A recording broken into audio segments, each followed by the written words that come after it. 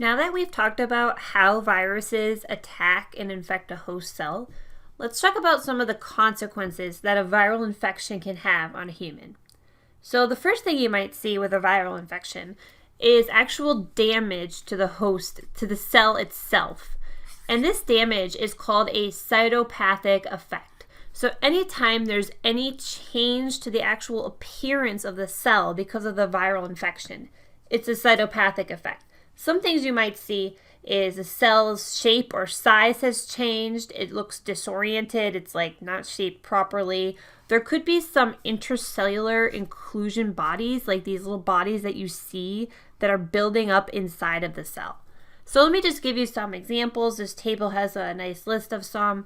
For a smallpox virus, the cells may round up. You may see inclusions. For herpes, the cells may actually fuse together. So you'll have like multiple cells and their membranes will actually fuse. This can allow the virus to spread from cell to cell while avoiding the immune system.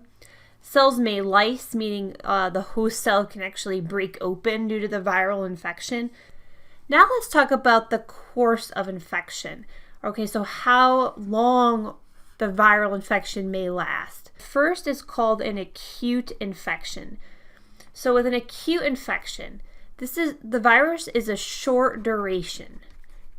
So basically what you see is this is a chart of time, and this on this axis will be like the viral load, so the amount of virus in the body. So with an acute infection, what you see is usually it's a rapid onset.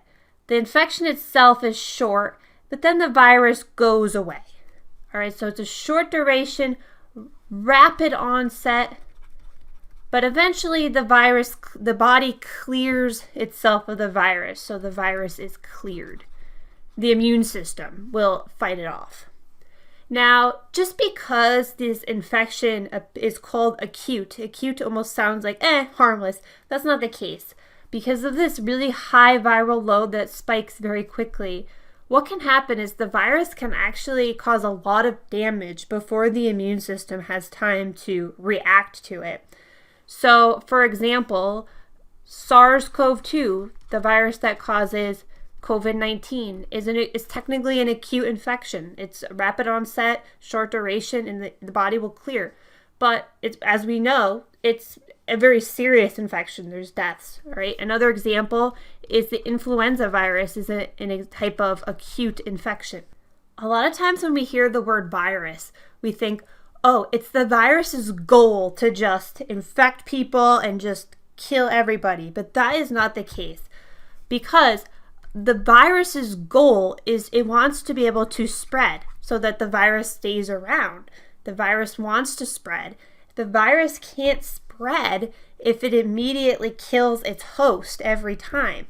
So literally the most dangerous virus that you could think of is one that can spread quickly, so has rapid transmission person to person, but also one where you have these asymptomatic carriers, or people that can carry and spread this virus, but they don't know that they're infected. They're not showing any signs or symptoms.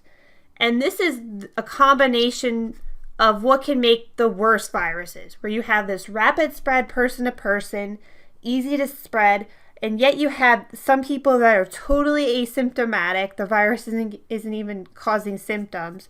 But then you have these other individuals who are immunocompromised and who are seeing these really severe effects. And most of the most dangerous viruses are in this acute category and have these two features. All right, and SARS-CoV-2 and influenza virus are just two examples of those. So that's the first course of infection, acute infection. The second category and third category of infections are both examples of what we call persistent infections. Persistent typically means long-lasting. So these viruses last very long, or they could even be lifetime. This person could have these viruses for their entire life. And there's two types of persistent infections. First, there could be what's called a chronic infection. So with a chronic infection, here's our chart again. Okay, this is time, and this will be the viral load. So with a chronic infection, It's often not like a rapid onset like you saw with acute. It's usually kind of more of a gradual onset. The viral load never gets extraordinarily high, but it always is present in low levels. So basically, there's constant shedding of the virus, meaning the person may be able to spread this virus at any time, and they may always experience some mild signs and symptoms of the virus. So a classic example of this would be hepatitis B. And then the third type of viral infection are latent infections. With latent infections, what you see usually in the first outbreak, it almost looks like acute, where you have this rapid onset, but then the virus goes into a period of dormancy. During this period, the virus is almost like hiding inside of the host cell, and it's waiting for the perfect time to come back. Okay, and then it can make a secondary comeback or an outbreak. And then this could happen throughout a person's life, where they get these periods of dormancy, outbreak, dormancy, outbreak. So a classic example is herpes simplex virus. Now, not all viruses are all or nothing in one of these three categories. I'll just give you a quick example. Human immunodeficiency virus. It almost is like a combination of chronic and latent. Individuals with HIV often initially when they are infected with the virus, they see almost like an acute infection where there's rapid onset of it's actually called acute retroviral syndrome. And this is because the virus has been first introduced into the body. They don't have any immune or antibodies to respond to it. So there's almost this rapid onset of flu-like symptoms. But then as antibodies get made against the viral load significantly drops. And then it almost becomes like a hybrid of latent and chronic, where the viral load steadily increases over time.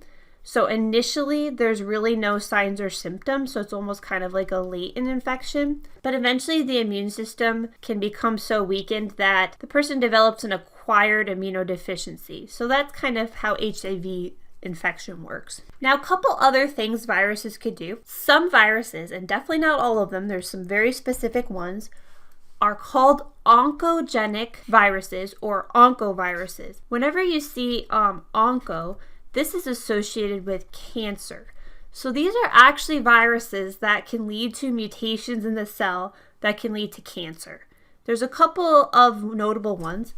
The human papillomavirus, which can actually cause cervical cancer. It's actually the #1 cause of cervical cancer in females. And the Epstein-Barr virus. This is a virus that actually causes mono, but it can also cause a B-cell lymphoma called Burkitt's lymphoma. Another example of an oncovirus is hepatitis B, which can actually cause a liver cancer. So not a lot of viruses, but there are some out there that can cause cancers.